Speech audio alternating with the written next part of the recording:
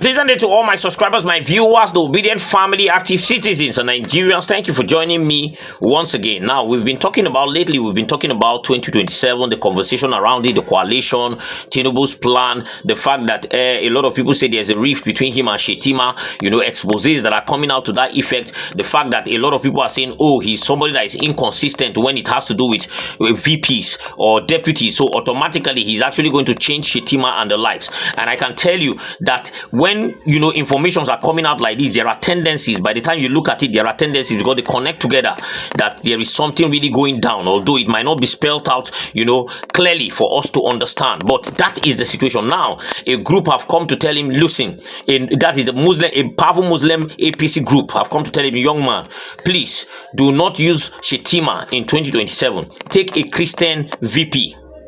We need a Christian VP to balance everything. For you to be able to even have opportunity in 2027, you need to drop Shetima. And these rumors are becoming very, very strong. A lot of people talking about them. The fact that there is this disconnect between him and Shetima, and then the fact that there is this constant demand for him to actually take out Shetima and bring in another person. Although Tinubu and the APC have not made any comment to this, Shetima himself is saying there's no rift between him and his boss. They are all good. But I can tell you that events that are playing out in Aso Rock show that, okay, at the end of the day, he's relegated and a lot of things are happening. I'm going to be showing you that video for you to actually see. But before I do that, let me quickly tell you that the North is actually cooking, and they are actually coming out to say, we will show him that at the end of the day, we are the ones in control of this thing. Although I don't believe them though, but we heard from El Rufai where he clearly said that if Tinubu is thinking he's going to return in 2027, he's dreaming. We have heard from other stakeholders, powerful stakeholders in the North. In fact, after that coalition meeting,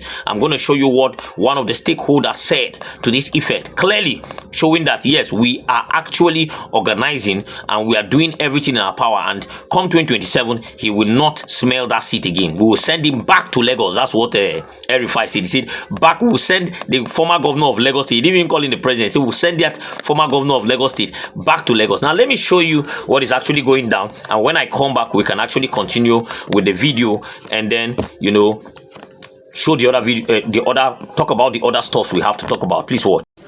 Well, the North is trying to advance political unity. The North is trying to advance political inclusion. That whosoever is the president of Nigeria is the president of everybody. You are not the president for the North, you are not president for the South, you are not president for Igbo or for Yoruba or for Hausa or for Fulani. You are the president of every Nigerian citizen. That's what North want to advance, and that's what we believe in. Unlike today, with Tinubu's administration, he has proven to be anti-North, anti-poor man. And look at the budget and go through the budget lines of the Ministry of Works, for example. You put up a project of 13 trillion naira in one place. What did you put in the entire North? Next to nothing. How do you run a country like that? And how do you want people to be happy? You see, the fact that someone lives in suspicion, someone lives in fear, it is enough to stop him from going to bed. Suspicion is enough. And look at the insecurity in the North today. The resurgence of insecurity. It is so bad. So the North is trying to bring up a coalition that can work for Nigeria. Someone will ask of Buhari, look at the Buhari's appointment. Minister of Works, from where? From the South. Governor Central Bank, from where? From the South, and Igbo man. So he distributed these things. Look at what is happening today in Tinubu's regime. We feel, and we strongly feel that he doesn't love the North, even though the North gave him 63.4% of his vote. 63.4% of Buhari's vote came from the North. How is it treated? It was very bad. But that's not the case. The case is about Nigeria. And the Arewa are coming together in collaboration with our brothers in the Southeast, in the South, and the Southwest. We are coming together to see how we can unseat him in 2027. And we are serious about this. Nigerians are saying, by now, it will see a clearer picture of the coalition that comes to 2027. virtually all the parties are down in crashes now. On Solo, you see that it's vibrant and alive. How do you intend to go about this? Yes, in 2015, PDP was very vibrant. Why did their vibrancy took them? They lost. So when you think that you have decimated all other political parties and killed them, you think you are costing to victory. Nigerians are no longer the docile people that they used to be. So, as it happened in 2015, history will repeat itself. Now you've seen it, right? The confidence that these guys have is what is actually giving me. It's actually funny. I keep saying it. Tinubu has the institution, and that is his saving grace. The institution is his saving grace. Because they will manipulate whatever is there to manipulate to keep him there. And I know that for a fact. If we don't actually checkmate INEC and all their electoral reforms and all their stuffs that they are actually trying to bring up and all that, we know that this institution is there to actually do the bidding of the person that actually used to pay them. They say he that pays the piper dictates the tone, and we know how this works. But at the end of the day, the politicians should be pay more attention to actually bringing about reform in our electoral system than even the noise they are making out there, because they are not paying attention to what really matters. If they are thinking it's just going to come cheap, they are making a mistake. I can tell you that no reform will come until everybody start demanding for it, because these guys know that if it comes to a free and fair and credible election, most of them will not be there. 90% of them will not win. So they depend on that rigging. They depend on the flawed process to be able to be there. So you that know that, okay, at the end of the day, they go manipulate me, put me for this position. You want make a con change, and so that tomorrow they no go feel manipulate me, man, remain in this position. Automatically they will not be willing to do it. And that is why it is important that this thing comes from the people, and then the opposition leaders must be able to support it vehemently. Ask for it, demand for it. You know, all the opposition lawmakers, although they have been bought, they are actually useless in that house, would have been some of the foot soldiers that we have that are fighting for this thing to happen. Because at the end of the day, that's what really matters. All the noise and everything, even though the whole Nigerians decide that they are not voting for Tinubu, if you have the institution, you can manipulate anything. These guys are the ones responsible for actually making things happen, so they can manipulate anything to anybody's favor. And that is what it is. So at the end of the day, they must, as they are actually shouting and boasting and say, okay, we are going to show them that this thing is in our power to control, they should be able to start looking at the major places where change can actually occur. Because if they don't, at the end of the day, it will be a colossal failure for anybody. Let me show you what is happening, and then with the VP and Tinubu, and when I come back, we'll continue. Now the headlines. Breaking 2027, Northern Muslims dump Shetima, endorse another candidate for Tinubu. Now let's get into the details. It said a Northern Muslim advocacy group, consigned Northern Muslim Ummah, have urged President Bola Tinubu to consider selecting a Northern Christian as the running mate for the 2027 presidential election. The appeal was made in a statement issued on Sunday by the group's convener, Baladu Guri, who said the suggestion followed wide-ranging consultations across northern states with various Islamic organizations. He noted that the group aimed to promote unity and political inclusivity ahead of the next general election. According to Duguri, the group's support for President Bola Tinubu Renews Hope agenda informed their continuous engagement in national affairs, describing the policy direction as yielding positive results towards greater Nigeria. We have consulted widely with Islamic groups across the north to build a consensus on the political direction ahead of 2027. The feedback has been encouraging, Duguri said. He stressed that fairness, equity, and justice demands a religiously balanced ticket in 2027, particularly considering the Christian community's support for the Muslim ticket that secured Tinubu's victory in 2023. In the spirit of national unity, the Christian community made sacrifices in 2023. It is only fair that Muslim political actors reciprocate their gesture in 2027, he added. The group urged all Muslim aspirants within the APC vying for the vice president slot to step aside and support the nomination of a northern Christian instead. As a Muslim organization, we are calling on all potential Muslim contenders for the VP position to voluntarily withdraw for the sake of national cohesion and equity, Duguri stated.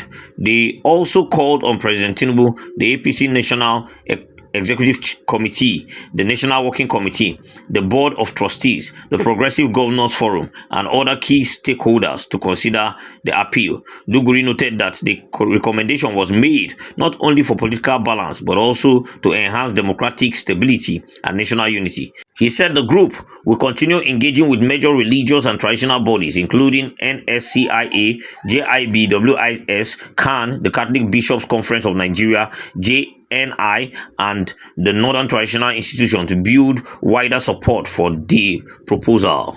This decision will not only strengthen our democracy but also improve President Tinubu's electoral chances. With a Northern Christian on the ticket, a landslide victory is certain, the group said. However, this position contrasts with a call from stakeholders in Borno State, who in April appealed to President Tinubu to retain Vice President Kazim Shettima as his running mate in 2027. The Borno APC stakeholders made their position known in a communique issued after a meeting at the government house in Maiduguri. The meeting prayed for Mr. President to retain His Excellency Senator Kazim Shettima as his vice president for his second term, the communique read. Now, this is what is actually happening. You know, there is this, I told you, there is this fight for who becomes the vice president, that who is going to be Tinubu's vice president in 2027. And you can see a lot of things being exposed. Let's get back to the video and then wrap this up.